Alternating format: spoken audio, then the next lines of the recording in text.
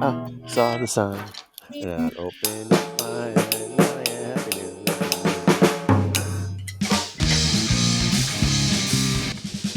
What's happening? Long time no see, fellas. Yeah. Yeah. Those Hey. aren't Way the too chords. long. Those aren't the chords to "I Saw the Sign." Maybe not where you come from. Is that the Irish version? Yes. The UK version? What are you drinking there? What's your frosty beverage of choice here on a Tuesday morning? Got a little El Dorado 8-year-old and some ginger beer. It's delightful. Mm. That's a rum, by the way, Chad. Okay. If you're keeping track Rum, at rum, home. rum away. Rum away. Rum away. So I used to like that song. Where are we? What's happening? What episode is this, Chad? Chad, what This episode is- is this, Chad? episode number 162, right? Yes. Yeah, it says so right in the fucking screen. Yeah. Anyway, welcome. Hey, this is going to be real fucking fast and real fucking entertaining. So, Eric, can you lose a shirt? Chad, can you do something with your nipples? Swing the tassels? And there you go. That's not your shirt. Oh, There we go. I There heard, we go. I heard shorts. Sorry, Well, that's all right. That's all right. the I was silent. Uh-huh. The I shorts. They're very close. The I was silent though. I thought. Mm-hmm. Yep. Glad you heard the R, though. You know what though? I got a little head. Whoa. Yeah. I got a little wood. Yeah. What you got, Chad? Nipple Got a tassels. little beer. There you go. That's a large can of beer. Yeah, Anyway, why don't you yingling us a song? Are we gonna kill? We gonna slay some songs? Yeah, let's do it. Fucking Uptown. I've been wanting to talk about this all week. Uptown Funk, which I thought was okay. Bruno Mars. We're just fucking doing it. Yeah. Okay, cool. Yeah. Yeah, well, yeah. There's Go no dilly dallying today. Yeah, I thought it was Bruno Mars. It's actually he does sing on it, but it's somebody named Mark Ronson who's like a producer guy. I think Bruno just sings on it. I think it's Mick Ronson's younger brother, right? It is a uncomfortably close sounding name to Mick Ronson. I know. Sure, it's not like a grandson or something like Makes that. me go, I hope not. Can we fact check that, please? Yeah. I just can't stand that song. It's so glossy and overproduced, and it doesn't sound funky to me at all. I mean, I'm not an expert on funk, but it's just sort of stiff and square in the beat. I'll second that. Well, if you have marching bands that play it during halftime, it's not funky at all. Which I have been a part of, unfortunately. It just the very epitome of overproduction too. The bass line. You know, is that the bass? How about the bass plays the bass line? There's an idea for you. You don't need voices going do. I fucking hate that. Anyway, all right. Yeah. So are you killing a song? Is that what you're doing right here? I just killed it. He just jumped in right into it. We're doing it. I see that, man. You know, some people ask permission, other people just rape. No, not rape. Just take. Well, you said yingling a song. I thought that was code for killing. Oh, okay. Yeah. Well, so kids, if you're wondering why Chad's 3 miles ahead of the game here, is that what we do is every week we take a song from history and we erase it. And what the weird thing is that every song that we've done so far there's no trace of it. It's very strange. So yeah. So anyway, so that's what Chad's doing. Chad is killing a song today. That song is called Uptown Funk, and it's by a band called Who Cares? So That's right. Eric, do you have one? I heard you mention one Sunday afternoon. Well, I think it's one that it's just been so. I've just heard it so many. I mean, an unbelievable amount of times. And the problem, that one, and the problem with the song is that the performance that you hear the most of it is by the Animals. You know, a great British rock band. And Eric Burden, I mean, amazing rock and roll voice, blues voice, really. Yeah. But the House of the Rising Sun, I just don't need to hear that song ever again. If we can kill that one, I'd be happy. You know.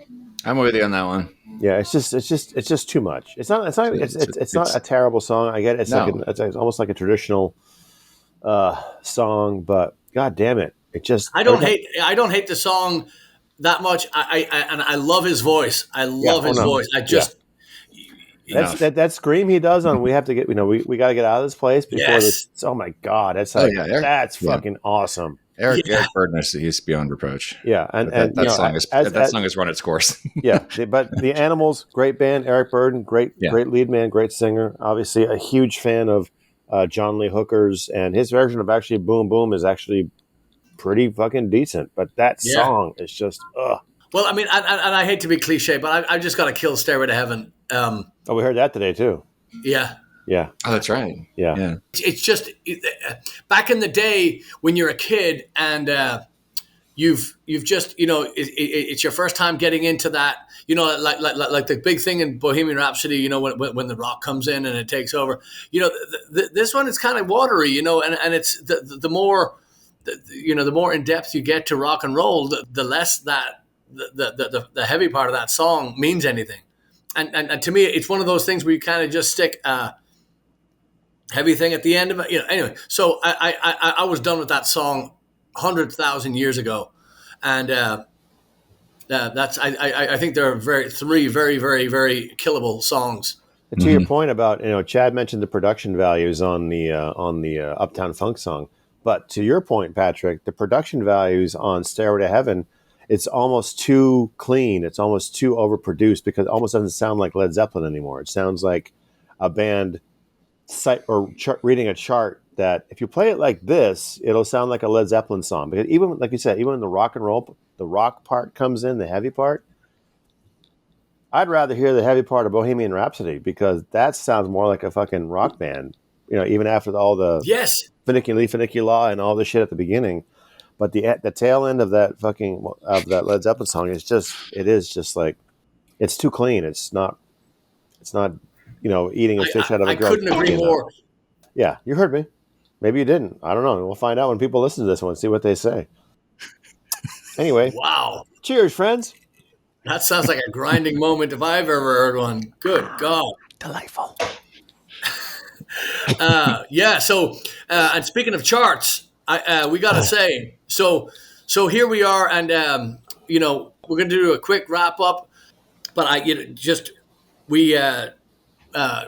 Sunday morning, we dropped Heide Riggs off to the airport. She went back to a place called Pohenix. Anyways, it's someplace out west. And I have to say, that woman absolutely slayed. Absolutely just top to bottom, side to side. I mean, all through the... Heidi was amazing. She was absolutely a joy to work with, and just a true professional, somebody that practices, somebody that loves the music, somebody that really put the work in. So Heidi, top marks, and we'll be using your services again very soon.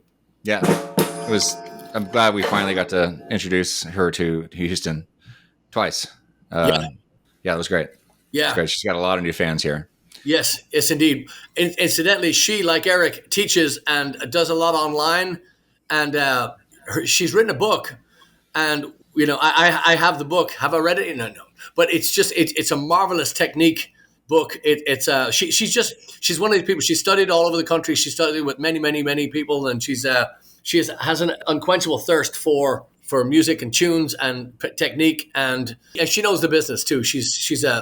And she left us. So the next SlapperCast you see, where the three heads are in the same room, which should be pretty soon. We are. Please no. We'll be. She left some gourmet coffee that she got from Catalina, which one of the best coffee shops. Very nice. In probably in Houston. So it was just very sweet of her. She had such a great time, and she said that the people in Houston, she knows now why we love the town so much. She said the people here are just so cordial and so warm and giving, and everybody was it's just so generous with their compliments and their time with her, and so we're thrilled about that. Also, we have to say, we have to go to Paddy's Day here for a second, but I want to thank, we have the merch kids, we have Chris and Laurie Buell, selling the merch. They didn't get a chance to come inside the Heights Theater to see one song, not 1 minute, because the merch table was on fire the whole time. Also, we want to just take time to thank Laurie and Chris, because they bought a VIP section, and they brought Paul Finnegan and his group, their friends. They so if anybody ever wants to know what a blackguard is, this is a blackguard. We not only have you sell the merch, but we make you pay to come in. Again, but Lori's the guy. She's just tremendous. If you've been to a show, and I hope you have, you've met Lori. She sold all our gear for us, and she and Chris just knocked it out of the park. They could not leave the table, the merch table, which is out in the lobby of the Heights Theater, and Philip and Doof and Toph and Angie and Chris behind the bar and Justin, Steve and Justin. Yep. I'm telling you, we just listed off the crew, and Deanna, excuse me. Deanna, we just listed off the whole Heights crew, every single one of them, from the time we set foot in the car park. From the time we set foot in the car park, they did not stop moving with our stuff, our sound, our lights, our every whim, water, snacks, everything that you can imagine, everything you can want. That place had it at your fingertips. It was just there. You think it's there. Did I say Steve and Lou? Yeah, okay. Lou the dog. Lou the dog, yep. Sweetest dog. My God. Mm-hmm. If Steve wasn't a black belt in Maserati, I would have taken that dog home. So beautiful dog. Anyway, so I sorry to jump right into Paddy's Day, but since Chad again forgot the Vaseline, I figured I would just go ahead. But I did want to say thank you, a huge thank you to everybody that came out and made it such a success. Basil Trio as well. Eric, thank you. That was a great find, and it was fun. So good, yeah. Yeah, I think I joke about it because I think the folks that were there obviously were there to see us play, and having an opening band, they kind of like, okay, we have to get through this thing. But I think you kind of won them over a little bit, because it was like once they realized what that thing is supposed to be, because it can catch people off guard, because Basil's a little corny. He's got this little stage props. He has a pipe in one thing and his lit candle, and it's kind of like a cross between Lawrence Welk and Jimmy Smith. It's like super bluesy rocking, and then like kind of some corny stuff. And once people figured that out, they're like, okay, these guys are all right. And Keith on guitar played his ass off, and it was just a lot of fun to play with those guys again. And I appreciate you guys indulging with the opening band. And absolutely, I thought it was a success. And also, speaking of the crew, how great they were. They had to lift that fucking organ up on the stage, and that thing was not light. I've pushed that thing into the van before, and it is it's well over 400 pounds. And they were lifting that thing up and off the stage for us. So that's, again, I go through that every morning. Well, that's a different organ, but yeah, it's more of a pipe organ. But I was hoping for a drum. I was hoping for a rim shot, but that's okay. Yeah. Oh, it's a pipe organ. Every morning. Every morning I'm picking up my organ and I get it. All right, little Sugar Ray for you there, folks. Yeah. That was way well beyond my expectations. I knew I was going to enjoy it, because I knew you wouldn't set us up with a band that I saw you on the side of the stage too. You looked like you were having a good time. I came out again after that too. I was just like, this is fucking cool. Yeah, because I was expecting it to be like kind of jazzier and kind of more loungy stuff, and I guess some of it is kind of like that. But then it was more like, because my mom was asking me, what is that going to be like? And I kind of told her, I talked it up. I was like, I don't know, maybe it'll be like Booker T and the MGs, like Green Onions kind of stuff. And it was kind of, but like some turned up, like up. Like that, like you take something catchy and with some good hooks and really, really strong organ lines, but it's way more amped up than Booker T. And nothing against Booker T, but Basil and Keith and you, it just was on fire. I was really impressed. Was he playing like some of his more energetic numbers specifically, or is that what all his stuff is like? It's really it's kind of a mix, like the Shot in the Dark, the Pink Panther song is kind of a doo-doo. That is kind of, maybe more the mellow one. But that was so cool. I'm kind of surprised he played the Corla Pandit song, which is one that he wrote himself. He basically just tells a story about who Corla Pandit was. This exotic, the king of exotic, the father of exotica music back in the 50s, when TV was like the Wild Wild West. Like, what can we put on TV that's going to be interesting? And literally, this guy wearing a turban, looking into the camera and playing his own music. That was the whole fucking show, you know. So that's kind of a sweet spot for. But yeah, that's basically the gist of a Basil Trio show. A little bit of bluesy stuff, a little bit of rockin' stuff, a little bit of lounge stuff, and a little bit of fucking weird, esoteric, complete weirdness kind of stuff. Yeah. I'd always a fun every time. minute of it. Yeah. Yeah. Good shit. There we go. That was St. Paddy's Day. Yeah. It was fun. And, we don't want to have another Irish band. We don't want to play with another Irish band unless it's completely different to what we're doing. I don't want to overlap songs. I don't want to, So that was the joy. And I have to say too, the professionalism in, with Basil Trio as well. So for those that didn't get to see it, Eric played drums for them. And so there was no turnover on the stage. I mean, those guys were on and off in seconds, and just a wonderful night. And Keith, great guitar player, and Basil just such a great personality. Do they have stuff online? Can we post anything? Can we have Basil CDs? Trio?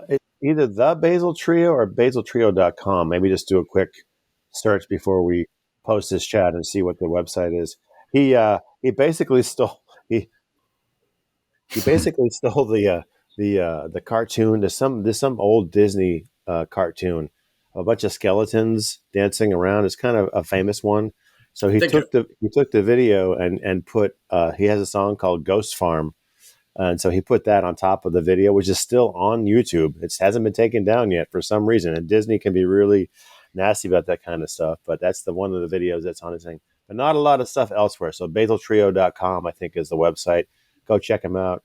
I met Basil years ago, actually at a Macklemore Avenue show. I was playing in Austin, and he walked up and he was wearing like a red T-shirt and fucking blue overalls, and his hair, when it's longer, it's really curly, like an afro almost.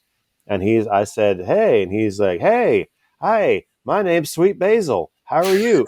That's what he said, and he kind of had a little twang in his voice, and he just moved to town. And I'm like, yeah, who the fuck is this hayseed? Kind of a thing. And turns out years later, one of my great friends played in the Derailers with him for almost 2 years, and now we're good buds. So it's just the weirdest. This is like literally 20 years later that we're still hanging about with each other. So yeah, he's a nut, but good guy. He has 2 beautiful kids that are twins, a girl and a boy, and they're both super musical as well. His wife's a singer. So yeah, very musical family up there in Buda, Texas, is where they're living. Love it. So, yep. Yeah, they got to see your first show, right? Not first show, but they got to see you play with us up there. Mm-hmm. Yes, absolutely. Yeah, they came to the pinballs. Him and Bracken, the bass player from the Derailers, came to see what all the fuss was about, and they were like, "Oh, okay, we get it. We understand why he wants to play with these guys." Yeah. So good times, good people. Yeah, it was really fun. Yeah. I immediately likable. Just such a great thing. So let's backtrack. Let's go back real quick. So we picked Heidi up on the Tuesday, and then we went up to Wednesday. We went up to Port David's in Dallas, and a lot of fun again. And so great to see those people come out. We've got. We need to do an honorable mention to Miss Kate Scott. Good God, that woman. She would be at every single show if there wasn't 8,000 other bands that she had to go see. She is the epitome of the epitome of what a music fan is. She is just the greatest. Nothing in it for no ulterior motive. Just she wants to see live music. She likes what she likes, and so Kate, from all of us, Heidi as well. Just thank you because she's spreading the word, and she's at every show that she can make, and still talking about it, and wearing our T-shirts, making us look good.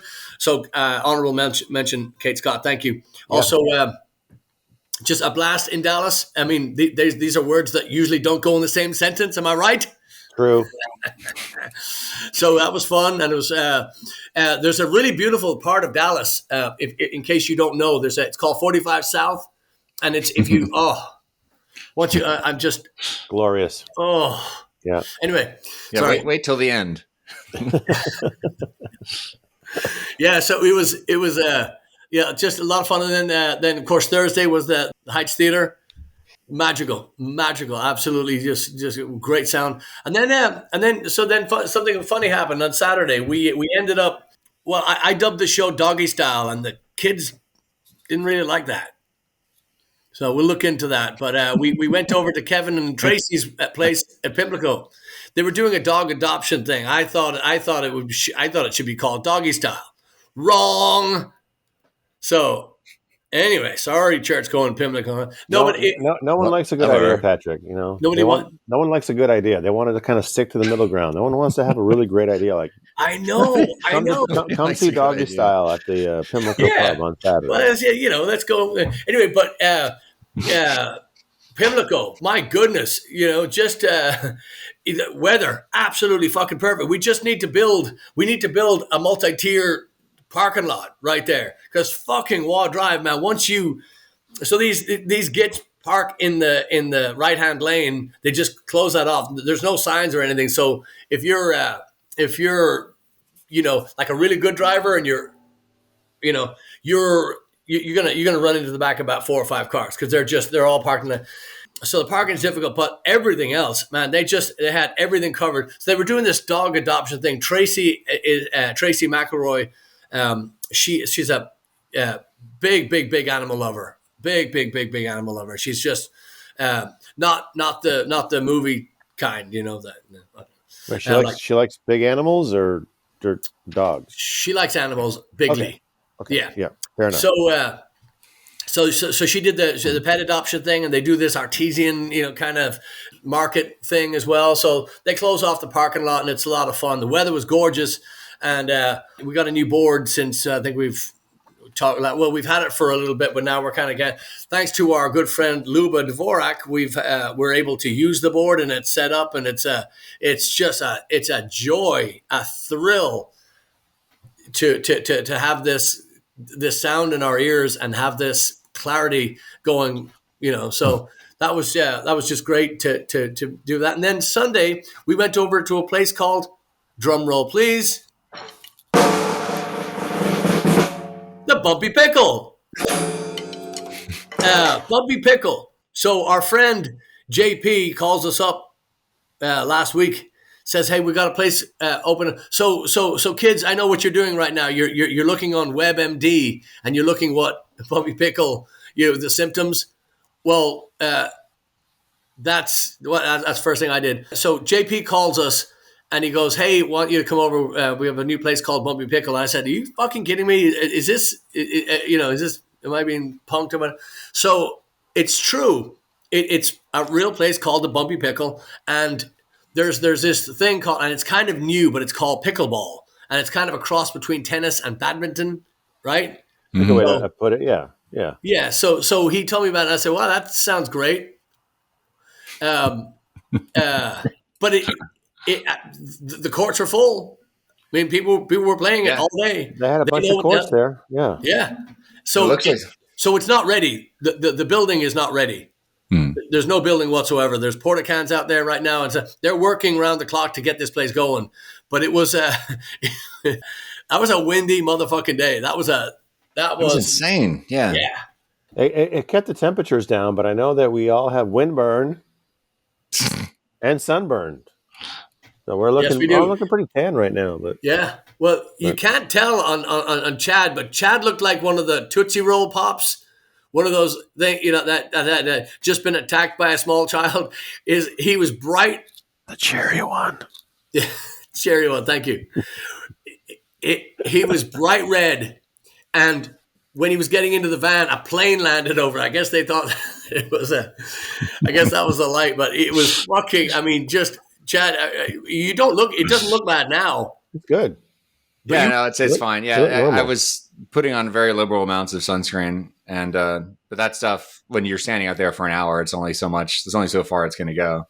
I would have had to keep reapplying it, I think, every 15 minutes in order to. But 4 hours.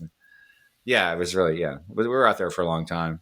Yeah, and in my brilliant move this morning, I decided I'll just wear all black today. Even this is the shirt I wore before I changed into my it's a cool shirt. Stage shirt. And it's Tuesday, Sunday, Monday. Oh my God! This is ECH. Look at that shirt. Oh my God, it's so cool. Brand. Yes. Wow, I wish I had some left. You don't? No. Oh, well, that's Heide gets the cool. last small. Yeah. The last one. Yeah, Bumpy Pickle, if we ever play there outside again during, well, of course it will be outside. If we ever play there in the daylight again, that's probably a Blue Jays show. Maybe not a Black Jays show. I would like to hope that the next time we play there, they have plumbing. Yeah, that would be nice for a start. Maybe food. Yeah. Maybe they did have the Twisted barbecue. An AC place to go sit in while we're not playing. Yeah. I mean, I don't want much. I mean, I just want the building to be fucking I was going to say, we do one show at the fucking Heights, and now these guys want everything. Exactly. But it was so like fun. I said, we're wrapping up the week right now just because it's been nonstop. You know, you have to remember too the two Dallas show. We forgot Louisville. I forgot Louisville. It was last weekend, yeah. Yeah. The weekend before, yeah. Yeah. So we go up on the Wednesday, come back down, then we go back up on the Saturday and come back down. Then we, and then it's been show, something like that. So there's just been incredible amount of miles and a lot of hours and a lot of but it was a tremendous amount of fun. And again, we really we stuck it to them, and just so grateful for everybody coming out and supporting us and doing their thing. Yeah. Wonderful. We have a very busy April coming up. There's pretty much it's almost a full calendar for April. Nearly full at the moment. Yeah, but this Friday we're going to be in College Station, Larry. Yeah, Larry. What the fuck? You better show up. I'll be pissed. I know. If he doesn't show up, I'm not going in. I'm going to wait until I see him. Exactly. I'm going to wait. Where's the other show? O'Bannon's on this Friday. And then, Heights Kids Day of Music. Heights Kids Day of Music. Well, hopefully we'll see Angie again on that day. Yeah. I've heard rumors of a kind of a green room area on her front porch with hot dogs. Yes. Yeah, so the Heights Kids Day of Music is, we've only got to play this once because another time was weather, another time was that was COVID, another time was that was COVID. Now it's happening again. The weather's supposed to be really nice. Christy Gale is the one that puts this on, and happy belated birthday, Christy, by the way. She was there on the Heights, but happy birthday. Again, she's been putting this event on, and this thing is, if you have children, if your children are young or old or, doesn't matter how they're packaged, bring them on, to this. It's going to be phenomenal. The diversity that they have at this thing is second to none, and it's all ages. I mean, and it's truly all ages. You can, and if you don't have kids, want to get one, come to the thing and just take one. Well, Walmart's close by. You can just go grab a few and bring them. Take them. Yeah. Okay, who cares? Yeah, nobody will mind. Who wants some ice cream? Exactly. We all do. Oh yes.